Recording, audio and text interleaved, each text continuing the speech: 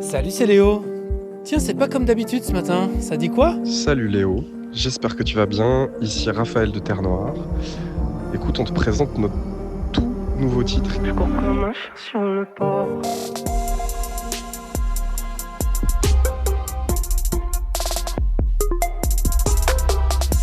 Trop content de pouvoir te faire écouter Terre Noire ce matin. Le groupe stéphanois Révélation masculine des victoires de la musique en 2022 prépare un nouvel album et le chanteur Raphaël nous a fait une petite surprise. J'espère que le titre vous plaira.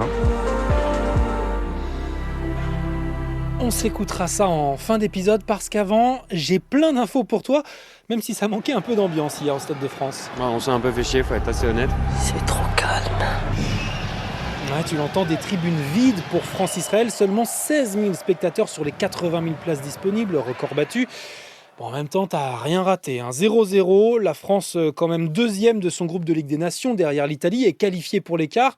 Mais je te l'ai dit et répété cette semaine, hier l'essentiel n'était pas sur le terrain avec toutes ces déclarations politiques qui condamnaient par avance d'éventuelles violences antisémites une semaine après celle d'Amsterdam. Bon, au final, pas grand-chose à signaler à part un mouvement de foule après des coups échangés en tribune. Les stadiers ont dû empêcher les supporters israéliens de se mêler aux fans français. Ambiance un peu lourde, pesante. À noter également cette manifestation pro-palestinienne avant le match à Saint-Denis. Et là, aucun incident, plusieurs centaines de personnes pour qui le match aurait dû être annulé. Car selon leurs termes, on ne joue pas avec les génocidaires de Gaza.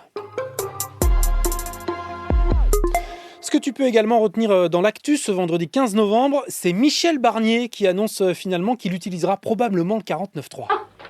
Ça alors, c'est une surprise. Le budget va donc certainement passer en force, adopté sans vote des députés. Difficile de faire autrement, reconnaît le Premier ministre dans une interview au journal Ouest France. Il n'a pas la majorité. Et donc, qui dit 49.3 dit possible motion de censure portée par les oppositions. Mais ma collègue de France Info, Julie-Marie Lecomte, a lu son interview. Michel Barnier affiche le calme des vieilles troupes. Il ne croit pas que les Français souhaitent que son gouvernement tombe. Sous-texte, au parti de prendre la responsabilité du désordre. Et avant la bataille dans l'Assemblée, This is Jake El Gallo Paul un combat de boxe ce vendredi soir sur Netflix. versus Mike Tyson. Mike Tyson. Chut, c'est mon moment préféré là. Ouais, le tigre remonte sur le ring et ça fait beaucoup parler dans le milieu de la boxe professionnelle parce qu'il a 58 ans et qu'il affronte un jeune youtubeur de 27 ans, Jake Paul, 60 millions d'abonnés sur les réseaux. Il était même pas né quand Tyson remportait ses ceintures de champion du monde des poids lourds dans les années 90.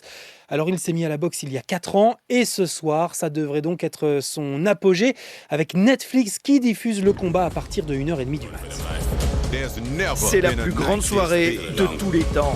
Mike Tyson promet qu'il n'a jamais été aussi affûté depuis la fin de sa carrière. Ce rejeton a réveillé quelque chose en moi. Je veux affronter ce gars et lui botter le cul. Pourtant, comme l'explique ma collègue des sports de Radio France, Emma Sarango, Tyson a 58 ans et derrière lui des années de drogue et d'alcool. Alors ce combat inquiète les observateurs à l'image de Jean-Charles Barès, journaliste spécialiste des sports de combat. La boxe, c'est pas un sport comme un autre. Les années où Mike Tyson pouvait le faire, elles sont très très loin derrière lui. Mais voilà, la légende est en faillite et ce rendez-vous devrait lui rapporter plusieurs dizaines de millions de dollars. Ça donne l'image d'un sport qui est en pleine déliquescence, qui ne propose plus d'événements. Le plus triste, c'est que c'est peut-être le combat en 2024 de boxe qui va générer le plus d'audience. Et la preuve avec cette séquence déjà vue des dizaines de millions de fois depuis cette nuit, Mike Tyson qui gifle Jake Paul après la traditionnelle pesée. Et le youtubeur qui lui répond: C'est personnel maintenant. Il doit mourir. Ok, le spectacle est terminé, circulez, y a rien à voir. Bon, après toute cette testostérone mal placée, on a besoin d'un peu de douceur pour bien préparer le week-end. Ça tombe bien, on a la chance d'avoir reçu un vocal de Terre Noire cette nuit. J'espère que le titre vous plaira. Un chien sur le port. Sur ça dit quoi? C'est maintenant.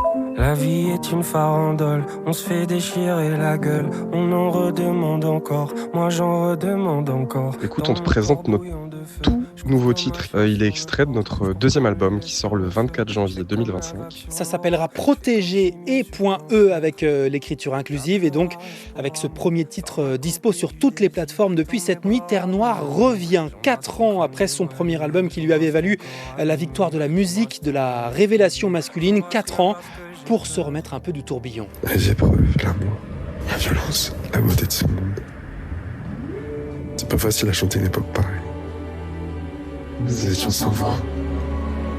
On a hésité à revenir. Eh ben, je crois qu'ils ont bien fait de revenir parce qu'il nous manquait vraiment. La vie est une farandole, on se fait déchirer la gueule, on en redemande encore, moi j'en redemande encore, dans mon corps bouillant de feu, je fais comme la vague sur l'aurore, je cours comme le nez sur le feu, je cours comme un chien sur le port, le port. C'était Léo de France Info.